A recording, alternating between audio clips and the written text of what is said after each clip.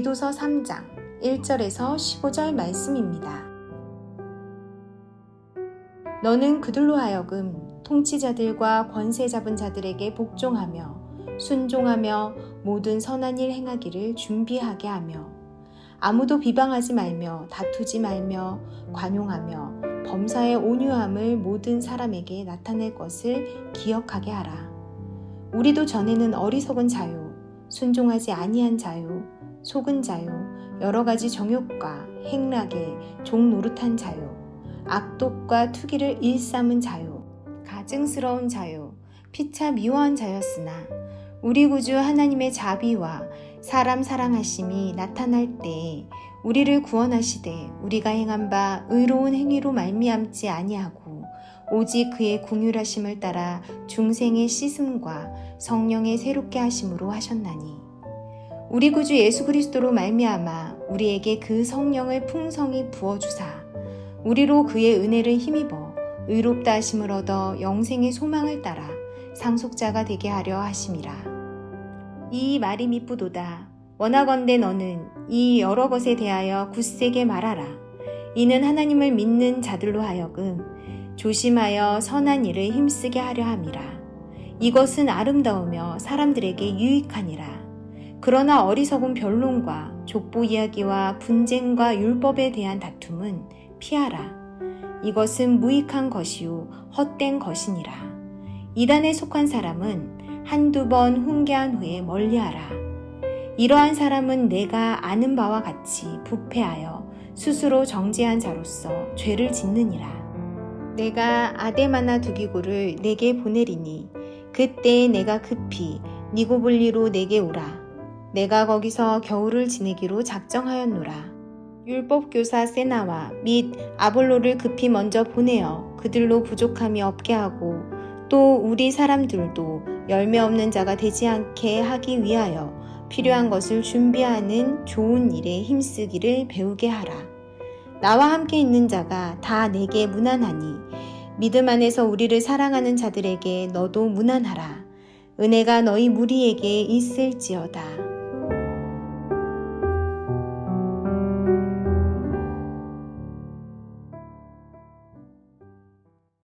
사도 바울은 디도서 서신을 마무리하면서 교회의 성도를 사회의 성숙한 시민으로 준비시킬 것을 명령합니다. 오늘 본문의 첫 절인 디도서 3장 1절입니다.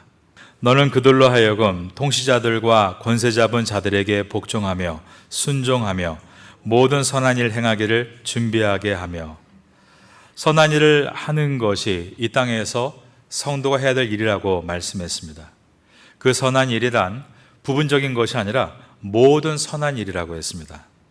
1절은 국가의 위정자들, 즉 위에 있는 사람에게 시민으로서 선한 일을 행해야 한다는 가르침이고 2절은 사회의 구성원들, 즉 옆에 있는 사람에게 이웃으로서 선한 일을 행해야 한다는 가르침입니다.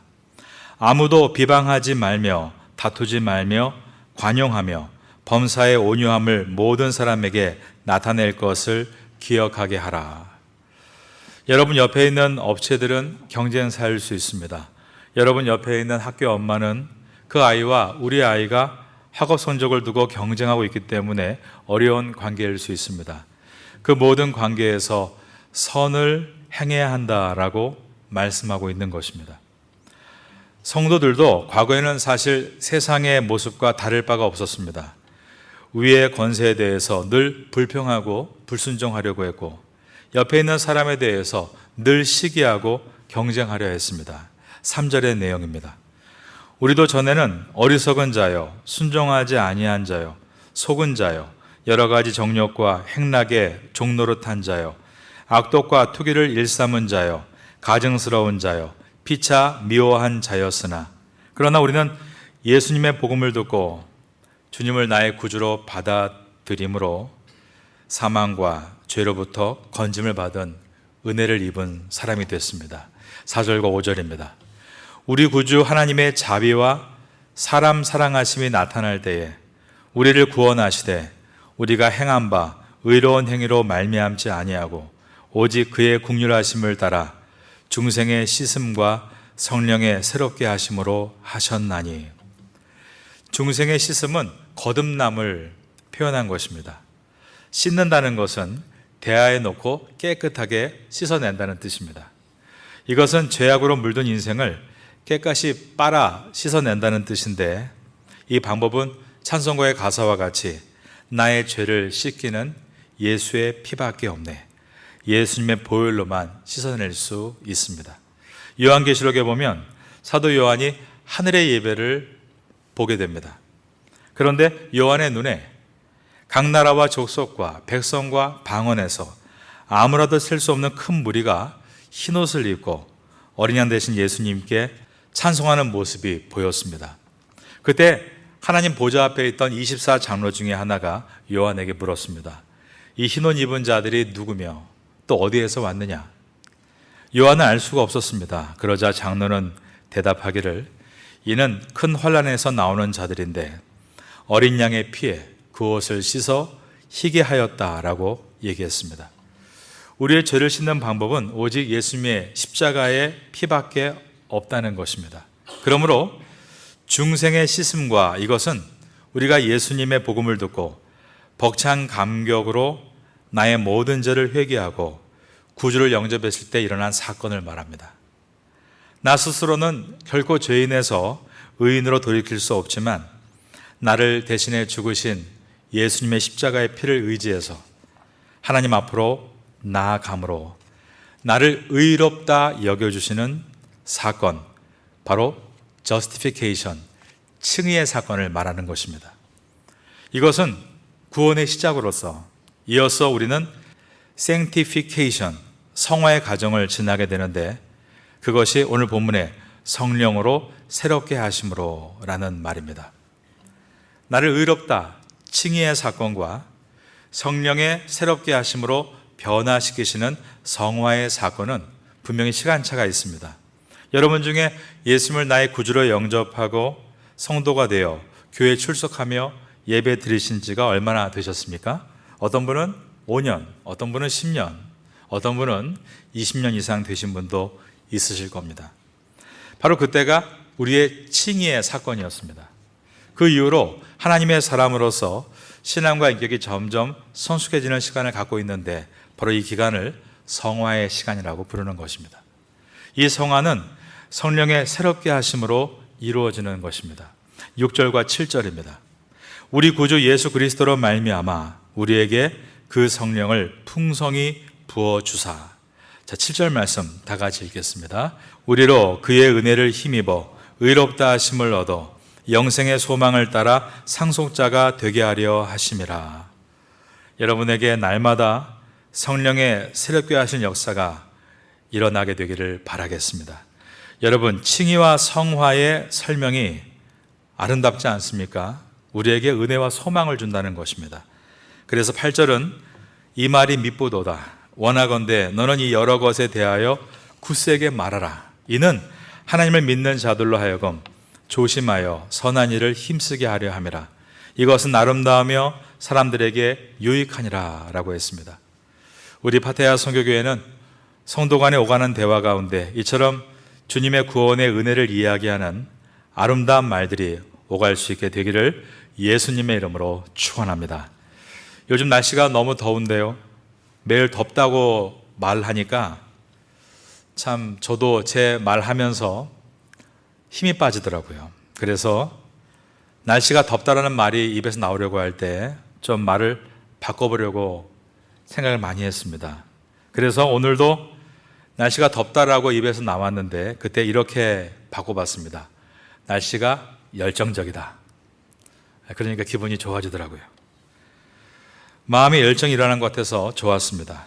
여러분의 입에서 늘 희망과 비전의 말이 나올 수 있기를 주님의 이름으로 축원합니다.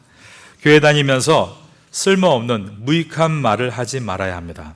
9절입니다. 그러나 어리석은 변론과 족보 이야기와 분쟁과 율법에 대한 다툼은 피하라. 이것은 무익한 것이요 헛된 것이니라. 디모데전서의 주인공인 디모데가 목회하고 있는 그레데 교회 안에는 구원을 얻기 위해서는 반드시 할례를 받아야만 한다고 주장하는 할례당이 있었습니다. 그러면서 성경 어디에 이렇게 기록됐다느니 어디에는 할례를 행해라고 했다느냐 하면서 논쟁을 좋아하는 자들이 있었던 것입니다. 여러분은 교회에 열심히 나와 예배드리고 설교를 들으시면서 분명 성경에 대한 많은 지식들이 지금 쌓아지고 있을 것입니다. 그런데 그런 지식을 사람들에게 말하고 회의하고 논쟁하고 조목조목 따지는 것은 유익하지 않다는 것입니다. 그것은 구절의 말씀과 같이 헛된 것입니다. 당시 그레데 교회 안에는 거짓 교사들이 있었습니다. 이들은 헬라파 유대인들로서 구약 성경을 많이 알고 있는 자들이었습니다. 반면에 헬라인으로 성도가 되어 교회에 들어온 사람들은 구약의 내용을 알 리가 없었습니다. 이런 분위기 속에서 헬라파 유대인들은 자꾸 구약 성경의 이야기를 들먹이면서 헬라인들보다 우위에 있으려고 했습니다. 구약의 족보 이야기를 들먹였습니다. 그렇다고 그들이 구약의 말씀을 정확히 알고 있는 것도 아니었습니다. 그들이 그러한 말들을 계속하는 이유는 은혜가 넘쳐서가 아니라 자기 입지를 강하게 하고 싶어서이고 자기가 가진 지식을 자랑하고 싶어서였습니다. 사도 바울은 이것이 무익하고 헛된 것이라고 한 것입니다. 바른 성도는 논쟁하는 자리에 앉아 있는 것이 아니라 섬기고 봉사하는 자리에 서 있어야 하는 것입니다. 그 당시에 많은 이단들이 초대교회 곳곳에 들어와 있었는데 대표적인 것이 영지주의와 할례당이었습니다. 한쪽은 너무 신비주의에 빠진 자들로서 믿음의 행위가 없는 자들이었고, 한쪽은 너무 행함을 강조하면서 행함으로 구원받는 것이지 십자가의 복음으로 구원을 받는 것은 아니다 라고 말을 했습니다. 사도 바울은 이런 이단들을 훈계하되 돌이키지 않으면 멀리하라 라고 했습니다. 3장 10절입니다. 이단에 속한 사람을 한두 번 훈계한 후에 멀리하라.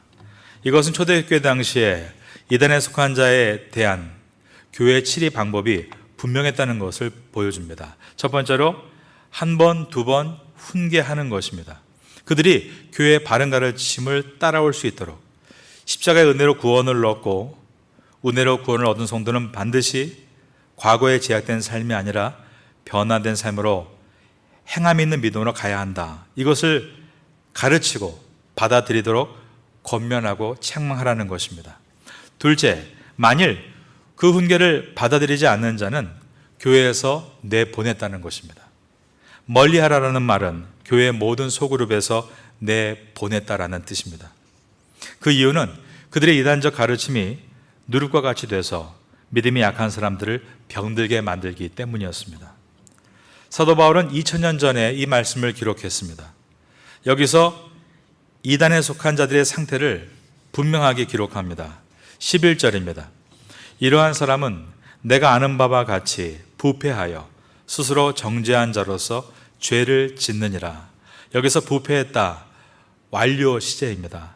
완전히 타락했다는 뜻입니다. 죄를 짓느니라, 이것은 현재 시제입니다. 계속 죄의 방향으로 가고 있다는 것입니다. 여기서 죄라는 단어 하마르티아를 번역한 것인데 이것은 그냥 죄를 짓다가 아니라 죄인 것을 알면서도 고의로 짓다라는 뜻입니다. 이렇게 교회 안에서 분명히 하나님 말씀이 선포되었고 그 길을 제시했음에도 불구하고 내가 원하는 죄의 길을 가려고 하는 자들에 대해서 성경은 이미 2000년 전부터 아주 분명하게 그리고 강력하게 말하고 있다라는 사실입니다. 교회가 품는 것이 중요합니다. 또 한 가지 중요한 것이 있습니다. 교회는 거룩을 지켜 나가야 된다는 것입니다. 거룩을 지켜 나가기 위해서 초대교회가 얼마나 몸부림쳤는가를 우리가 바라보고 있습니다. 여러분들도 거룩을 지켜 나갈 수 있는 성도가 될 수 있기를 예수님의 이름으로 축원합니다. 디도서의 마지막을 보겠습니다. 사도 바울의 서신서들은 마지막 부분에 개별 인사와 개인적인 부탁으로 되어 있는데 이 디도서도 마찬가지입니다. 특별히 디도서는 이 마지막 짧은 인사 속에 그 당시에 긴박했던 상황을 우리에게 보여줍니다. 12절을 보겠습니다. 내가 아데마나 두기고를 내게 보내리니 그때에 내가, 그 다음 보니까 급히 니고볼리로 내게 오라 라고 되어 있습니다. 내가 거기서 겨울을 지내기로 작정하였노라. 사도 바울은 전장에 군인들을 재배치하는 장교와 같이 아데마 혹은 두기고를 그레데 교회에 보내고 수고한 디도를 재충전하게 하기 위해서 니고보리로 불러내서 겨울 동안 기도의 말씀으로 무장시키려고 하고 있었습니다. 13절을 보면 율법교사 세나와 및 아볼로를 급히 먼저 보내어 그들로 부족함이 없게 하고, 여기서 아볼로는 우리가 알고 있는 것처럼 율법을 가르치는데 뛰어난 사람입니다. 이 세나와 아볼로가 순회 선교사로서 그레데 교회를 경유할 계획이었는데 그때 그들의 필요를 신속하게 채워주라라는 부탁입니다. 이처럼 그 당시 초대교회는 많은 주의 종들을 섬기면서 그 종들이 교회를 지나 힘을 얻고 또 달려갈 수 있도록 돕는 역할을 했습니다. 우리 파테아 선교교회도 우리의 꿈은 우리 교회만 잘 되고 성장하는 것이 아니라 이 지역에 있는 많은 교회, 많은 선교사님들이 우리 교회를 통해서 힘을 얻고 더 뻗어나갈 수 있도록 도와드리는 데 있습니다. 가끔씩 우리 교회에 여러 또 선교팀들도 오고, 또 7월 달에는 디아스포라에 있는 한인 목사님들이 오시게 될 때 그때가 우리에게 좋은 기회라고 생각합니다. 그레데 교회에 방문했던 선교사들이 힘을 얻고 다시 한번 힘차게 약진에 나아갔던 것처럼 우리 교회를 지나는 모든 분들이 그런 세움을 얻었으면 좋겠습니다. 여기에 쓰임받는 우리 모두가 되기를 간절히 바랍니다. 14절을 보겠습니다. 또 우리 사람들도 열매 없는 자가 되지 않게 하기 위하여 필요한 것을 준비하는 좋은 일에 힘쓰기를 배우게 하라. 교회가 해야 될 가장 중요한 일을 말하고 있습니다. 그것은 사람을 하나님의 사람으로 가르치고 준비시키는 일인 것입니다. 저희 교회도 교회의 가장 중요한 일을 해야 합니다. 전 여러분들이 이 작은 2,000평의 파테아 선교교회에 머물기를 원치 않습니다. 이곳에서 잘 배우고 훈련받아서 여러분이 계신 구석구석에서 그리스도의 향기를 나타내기를 간절히 바라고 있습니다. 그것이 교회의 분명한 목적이기 때문입니다. 사도 바울은 15절에서 위로와 축복을 전해줍니다. 나와 함께 있는 자가 다 내게 무난하니, 여기서 말하고 있는 나와 함께 있는 자가 다 무난한다, 이 표현은 이 땅의 모든 그리스도인을 말합니다. 그들이 모두가 너를 주시하고 있다라는 말입니다. 여러분들은 지금 이 자리에 한 분 한 분 외국 생활하며 외로워 있는 것처럼 보이지만 하나님의 눈에 볼 때는 모든 교회가 여러분을 주시하고 성원하고 있는 선교회체 전방에 있는 귀한 분들입니다. 여러분들은 지금 이 더운 태국 불모지에서 복음을 위해 생활하고 있는 분들인 것입니다. 바울이 우리 모두가 당신을 응원하고 있다, 마찬가지입니다. 저도 저희 교회도 여러분 한 분 한 분을 응원하고 있습니다. 가정에서, 회사에서, 또 여러분 공동체에서 하고 있는 모든 일들에 대해서 축복합니다. 사명 감당할 때 큰 은혜로 역사해 주실 줄로 믿습니다. 마지막 부분입니다. 믿음 안에서 우리를 사랑하는 자들에게 너도 무난하라. 여러분도 바울과 같이 다른 사람을 많이 격려해 주시고 기대해 주시기를 바랍니다. 상대방의 큰 위로와 힘이 될 것입니다. 은혜가 너희 무리에게 있을지어다. 예수님의 십자가의 은혜가 항상 그레데 교회에 있기를 원한다라고 축복했습니다. 디도서를 마치면서 우리도 하나님께서 우리를 축복하시는 사실을 잊지 말고 복음의 불모지와 같은 이 태국 땅에서 초대교회와 같이 멋지게 쓰임받는 우리가 되면 좋겠습니다. 디도서를 마치는 가운데 이러한 은혜가 우리 모두에게 임할 수 있게 되기를 예수님의 이름으로 축원합니다.